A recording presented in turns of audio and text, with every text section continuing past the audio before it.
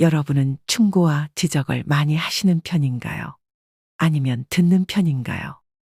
우리는 누구나 때때로 주변 사람들에게 충고나 지적을 하거나 듣곤 하죠. 충고를 하는 사람은 상대방이 더 나은 방향으로 나아가길 바라는 마음에서 말을 건넵니다. 그러나 이러한 행동이 항상 긍정적인 결과를 가져오지는 않는데요. 충고와 지적은 때로 상대방에게 상처를 주거나 감정의 벽을 세우게 할 수 있으며 관계를 악화시키는 원인이 될 수도 있죠. 충고와 지적을 많이 하는 습관이 왜 문제가 될 수 있을까요? 그리고 더 나은 소통 방법에는 어떤 것들이 있을까요? 조금이라도 관심 있으시면 끝까지 시청해 주시길 바랍니다. 구독과 좋아요는 무료입니다. 당신의 클릭 한 번으로 지혜의 신, 다음 영상을 더 빨리 받아보실 수 있습니다. 그렇다면 충고 대신에 질문을 던져라. 현명한 사람은 충고가 필요 없습니다. 그들은 이미 현명하니까. 반대로 바보는 충고를 듣지 않습니다. 그래서 바보로 남습니다. 결론적으로 충고는 누구에게나 쓸모가 없습니다. 그렇다면 어떻게 해야 할까요? 충고 대신 질문을 던져보자. 질문을 던지면 상대방은 생각하게 됩니다. 스스로 답을 찾으며 마음을 정리하고 결론을 내립니다. 이 결론이 자신의 것이기 때문에 남을 탓하지도 않습니다. 결국 충고보다는 질문이 훨씬 효과적입니다. 상대방의 마음을 움직이는 것은 물론 자신에게도 더 유익합니다. 다음에 충고하고 싶다면 질문부터 해보자.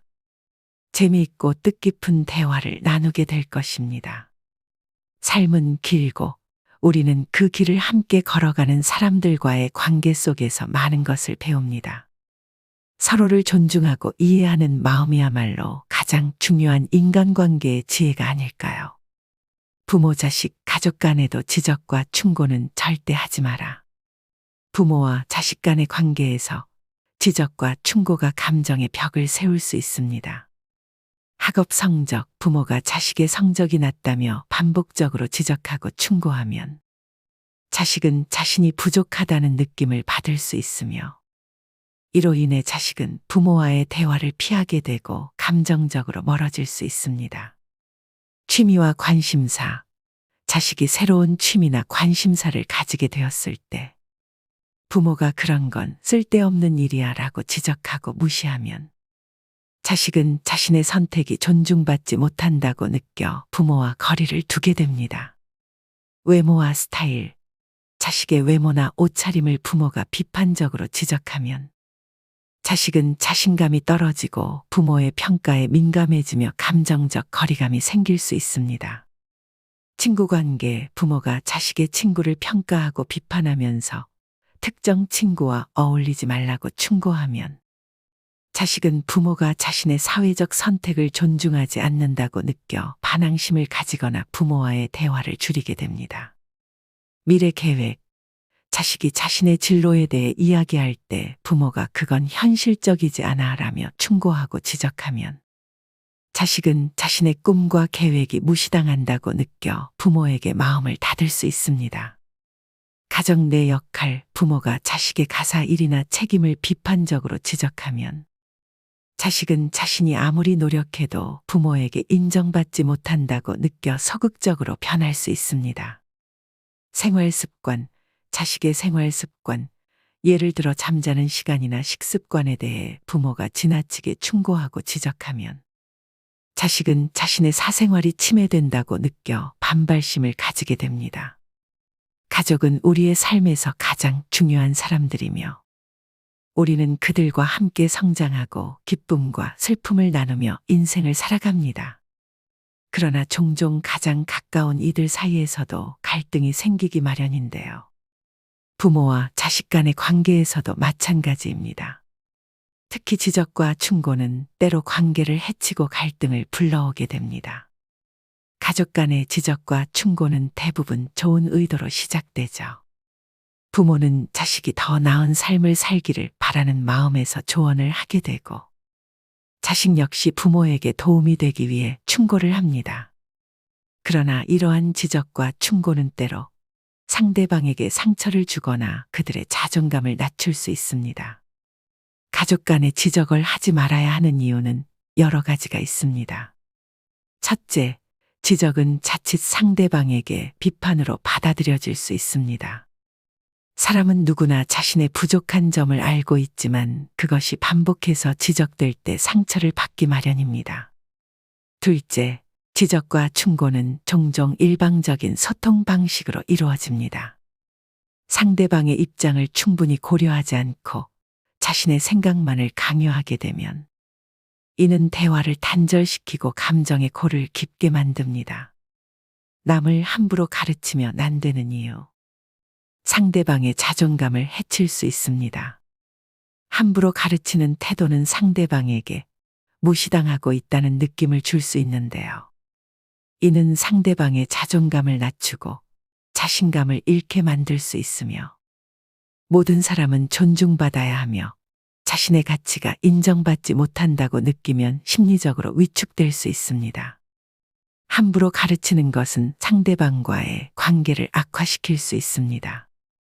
비판적이거나 권위적인 태도는 불쾌감을 줄 수 있으며 이는 상대방이 방어적이거나 적대적으로 반응하게 만들 수 있습니다.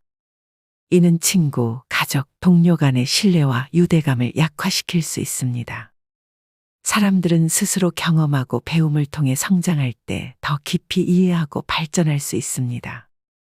함부로 가르치는 것은 상대방의 자율성을 침해하며 그들이 스스로 생각하고 결정을 내리는 능력을 저해할 수 있습니다. 남을 가르치는 일은 신중해야 합니다. 가르침은 배려와 이해 그리고 상대방에 대한 존중이 바탕이 되어야 하며 종종 다른 사람의 행동이나 생각이 잘못되었다고 생각하여 충고를 합니다. 그러나 충고를 받는 사람의 입장에서 이는 강요나 간섭으로 느껴질 수 있습니다.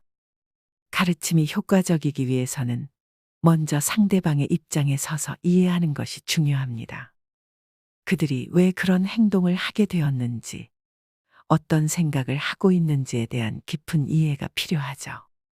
이를 바탕으로 공감과 배려의 마음으로 접근할 때 상대방은 우리의 말을 더 쉽게 받아들일 수 있습니다. 다투지 않는 인간관계 지혜. 인간관계에서 다툼을 피하는 것은 매우 중요한데요. 다툼은 갈등을 심화시키고 관계를 악화시킬 수 있으며 다투지 않는 인간관계를 유지하기 위해서는 몇 가지 지혜가 필요합니다. 첫째, 상대방을 존중하는 마음가짐이 필요하며 서로의 차이를 인정하고 상대방의 의견을 존중하는 태도를 가지면 불필요한 다툼을 피할 수 있습니다. 둘째, 감정을 조절하는 법을 배워야 합니다. 화가 나는 상황에서도 차분하게 대처하는 것이 중요하며 감정적인 반응은 문제를 해결하기보다는 더 큰 갈등을 초래할 수 있습니다. 셋째, 열린 마음으로 대화를 나누는 것이 중요하며 서로의 입장을 이해하려고 노력하고 타협점을 찾으려는 자세가 필요합니다. 인간관계에 대한 명언 중에서 경청은 상대방의 말을 끝까지 듣는 것이다. 경청하는 것은 그 사람을 존중하는 첫걸음이다. 비판보다는 이해하려고 노력하라. 이해는 곧 사랑이다. 인간관계는 서로의 다름을 인정하는 데서 시작된다. 부모, 자식, 가족 간에도 지적과 충고는 절대로 하지 말아야 합니다. 여기에 대해서 한 사연을 소개할까 합니다. 현진 씨는 고등학생 딸인 수아와 단둘이 살고 있었습니다. 현진 씨는 항상 딸의 성적에 대해 신경을 많이 썼고 수아의 미래를 위해 최선을 다하고자 했으며 그러나 수아는 예술에 관심이 많았고 특히 그림 그리기를 좋아했습니다. 수아는 학교 성적보다는 예술 활동에 더 많은 시간을 할애하고 싶어 했죠. 어느 날 수아가 미술 학원에서 돌아와 자신이 그린 그림을 자랑스럽게 보여주었습니다. 엄마, 이거 봐. 오늘 수업에서 그린 그림이야. 선생님도 아주 잘했다고 칭찬해 주셨어. 하지만 현진 씨는 그림을 보자마자 수아의 성적을 떠올렸습니다. 그녀는 수아의 학교 성적이 하락하고 있다는 사실이 걱정되었죠. 그래서 무심코 이렇게 말했습니다. 수아야, 그림도 좋지만 공부도 열심히 해야지. 성적이 점점 떨어지고 있어. 미술은 취미로만 하고 공부에 더 집중해야 하지 않겠니? 수아의 얼굴이 금세 어두워졌다. 엄마, 저는 미술이 너무 좋아요. 꼭 공부만 잘해야 하는 건 아니잖아요. 현진 씨는 딸이 실망한 것을 알아챘지만 자신의 말을 멈추지 못했습니다. 알겠지만 좋은 대학에 가려면 성적이 중요하잖아. 내 미래를 위해서야. 그날 밤 수아는 방에 틀어박혀 나오지 않았습니다. 현진 씨는 혼자 남아 자신의 말이 딸에게 얼마나 큰 상처를 주었는지, 그녀는 수아의 열정을 이해하지 못하고 자신의 불안감만을 앞세운 것이 잘못이었다는 생각이 들었습니다. 다음 날 아침, 현진 씨는 수아의 방문을 두드렸습니다. 수아야, 잠깐 얘기할 수 있을까? 수아는 문을 열었지만 여전히 표정이 어두웠습니다. 현진 씨는 딸의 손을 잡고 진심으로 말했습니다. 어제 엄마가 한 말 때문에 많이 속상했지. 미안해. 엄마는 너를 걱정하는 마음에 그렇게 말했어. 하지만 내가 그림을 얼마나 좋아하는지, 그리고 그게 얼마나 중요한지 충분히 이해하지 못한 것 같아. 수아는 눈물을 글썽이며, 엄마, 저는 그림을 그릴 때 정말 행복해요. 공부도 중요하다는 걸 알지만 미술도 저에게는 큰 의미가 있어요. 현진 씨는 딸을 꼭 안아주며 말했습니다. 그래, 엄마가 잘못했어. 내가 좋아하는 일을 할 때 가장 행복하다는 걸 알아. 앞으로는 내 꿈을 응원할게. 그리고 내가 어떤 길을 가든 엄마는 항상 내 편이야. 그 후로 현진 씨는 수아에게 공부와 미술 활동을 균형 있게 할 수 있도록 지원했습니다. 수아는 미술 대회에서 상을 받기도 하고 성적도 차츰 향상되었습니다. 무엇보다도 현진 씨와 수아는 서로를 더 깊이 이해하고 지지하는 관계가 되었습니다. 가족과의 관계, 인간관계에서 중요한 것은 상대방을 이해하고 존중하는 마음입니다.